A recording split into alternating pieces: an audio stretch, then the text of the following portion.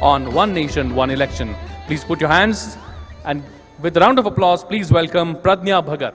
अखंड महाराष्ट्र के आराध्य दैवत छत्रपति शिवाजी महाराज, मंचस्थ समस्त विचारवंत और एक उत्तम दिशा में आकार लेता हुआ संपूर्ण युवागण। कुछ साल पहले हमारे देश के महान शास्त्रज्ञ और भारत के पूर्व राष्ट्रपति अब्दुल कलाम सर ने एक सपना देखा था कि हमारा भारत देश 2022 तक महासत्ता बनाना है।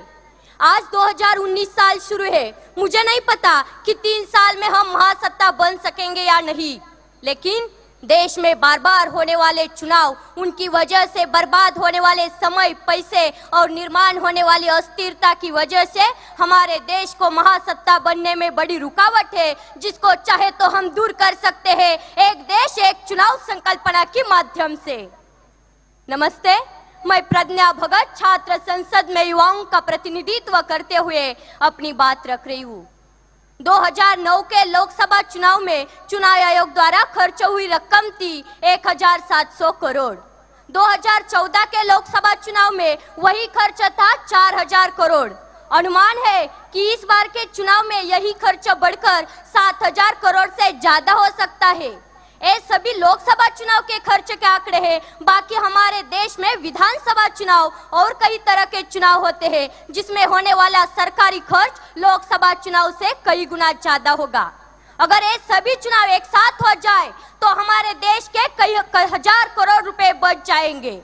हमारे देश में जब विधानसभा चुनाव होते हैं तब देश के बहुत से केंद्रीय मंत्रीगण, यहाँ तक कि प्रधानमंत्री तक, सब नेता अपनी अपनी पार्टी के लिए चुनावी रैलियों में जाते हैं, जबकि उन्हें 5 साल देश के लोगों की समस्याएं सुलझाने के लिए चुना गया होता है।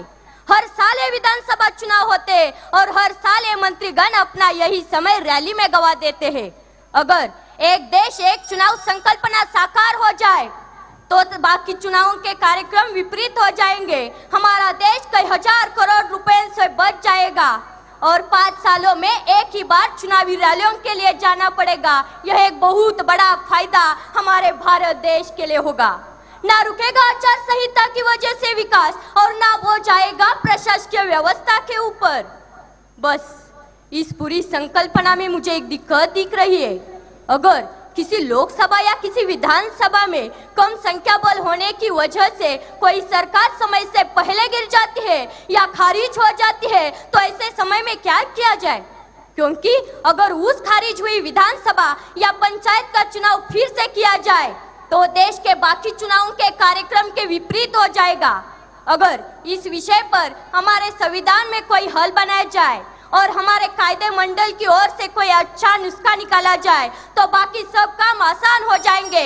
हमारे देश का बहुत सारा पैसा बच सकेगा। प्रशासकीय व्यवस्था पर हर बार आने वाला प्रेशर भी भारी मात्रा में कम हो जाएगा और हम गर्व से कह सकेंगे, हम होंगे कामयाब, हम होंगे कामयाब एक दिन। मन में है विश्वास, पूरा है विश्वास, हम होंगे कामयाब एक दिन, हम होंगे कामयाब एक दिन। जय हिंद, जय महाराष्ट्र, जय Shivrai. Thank you very much, Pradnya.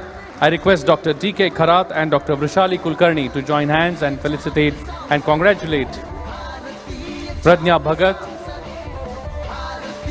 Congratulations, Pradnya, and thank you very much for putting your views on this very important topic in Indian Students' Parliament. A big round of applause, my friends, for Pradnya Bhagat.